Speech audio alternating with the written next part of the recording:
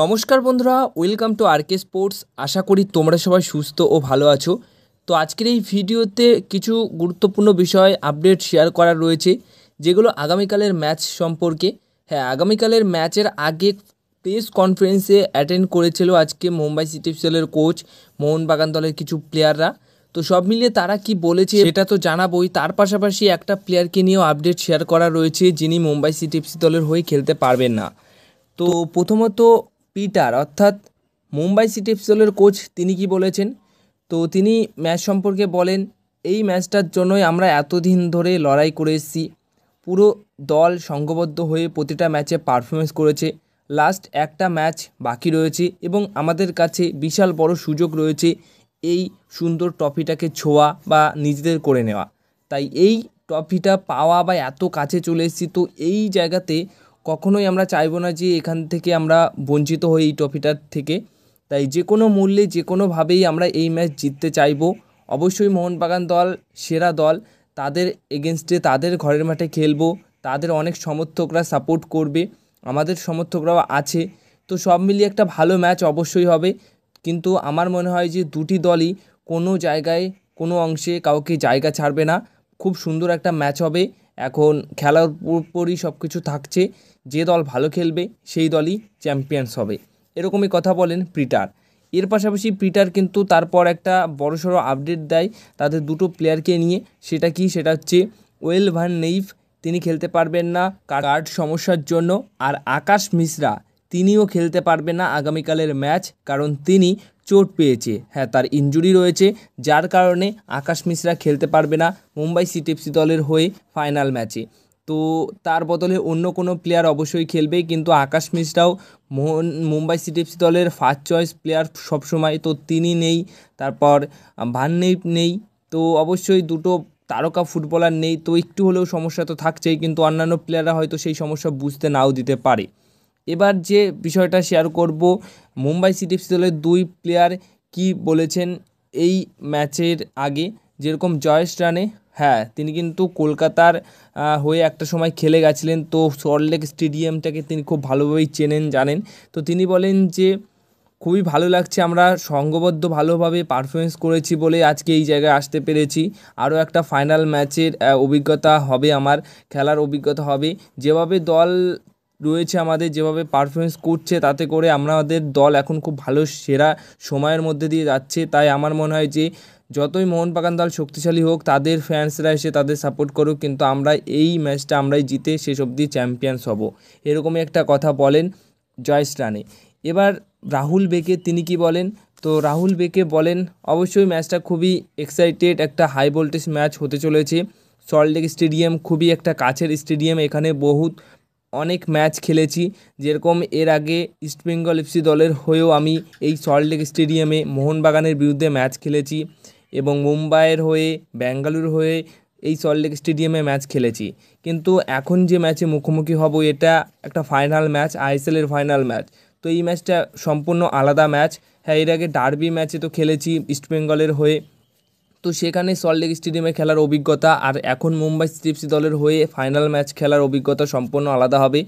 দল খুব ভালো জায়গায় রয়েছে এবং ভালো সাফল্য ছিল বলে, আমাদের সাথে ভালো পারফরমেন্স করেছে বলেই আজকে আমরা এই জায়গাতে রয়েছি এবং ট্রফির খুব কাছাকাছি রয়েছি। তো এখান থেকে কোনো অংশে আমরা একটুও জায়গা ছাড়বো না, নিজেদের ভালো পারফরমেন্সটা তুলে ধরে আমরাই চ্যাম্পিয়ন্স হব, এরকমই বলেন রাহুল ভেকে।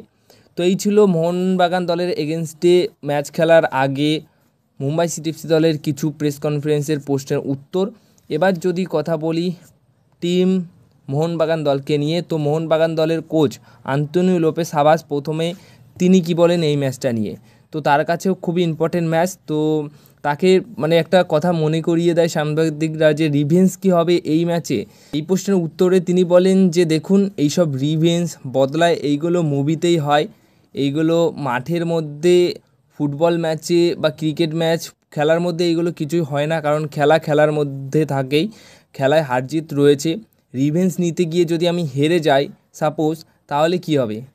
তাহলে রিভেঞ্জ নিতে পারলাম না, এই সমস্ত নিয়ে অনেক আলোচনা হবে। তো এগুলো আমি বিশ্বাসী নই, রিভেঞ্জের কথা ভেবে আমি একটু এই ম্যাচের জন্য তৈরি নই।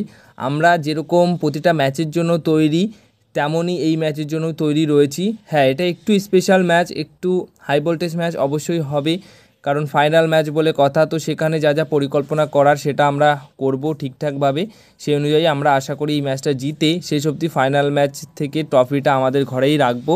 যেহেতু ফাইনাল ম্যাচটা আমাদের ঘরের মাঠে হচ্ছে, যেখানে কলকাতার অলিগলি থেকে অনেক সমর্থকরা আজকে আসবে ম্যাচ দেখতে, সেখানে তাদের খুশি করার জন্য আমাদের যেটুকু দরকার দেওয়ার ম্যাচের মধ্যে সেটুকু দেওয়ার চেষ্টা আমরা করব, নিজেদের সর্বোচ্চ দিয়ে চেষ্টা করব যাতে করে শেষ অবধি ম্যাচটা আমরা জিতে চ্যাম্পিয়ন্স হই, এরকমই একটা কথা বলেন। এরপর তাকে একটা লাস্ট প্রশ্ন করা হয় যে এই ম্যাচটা কি আপনি 90 মিনিটের মধ্যে শেষ করতে চাইবেন, নাকি এক্সট্রা টাইম হয়ে পেনাল্টিতে যেতে পারে বা পেনাল্টিতে শেষ করতে চাইবেন। তো এই প্রশ্নের উত্তরে হাসির ছলে বলেন, আমি তো চাই প্রথম 45 মিনিটেই ম্যাচটা শেষ হয়ে যাক, বা প্রথম 45 মিনিটেই আমরা চ্যাম্পিয়ন্স হয়ে যাই, কিন্তু এটা তো সম্ভব নয়।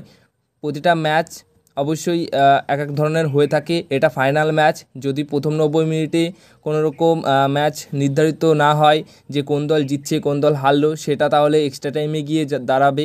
তারপর পেনাল্টিতে গিয়ে ঠিক অবশ্যই নির্ধারিত হয়েই যাবে যে কোন দল জিতছে, আর সেটা না হলেও তো আমাদের টস রয়েছে। তো সব মিলিয়ে চাইবো 90 মিনিটেই শেষ করতে, কিন্তু এখন দেখা যাক, খেলার ওপর সব কিছু নির্ভর করবে। এরকম কথা বলেন আন্তোনিও লোপেস হাবাস।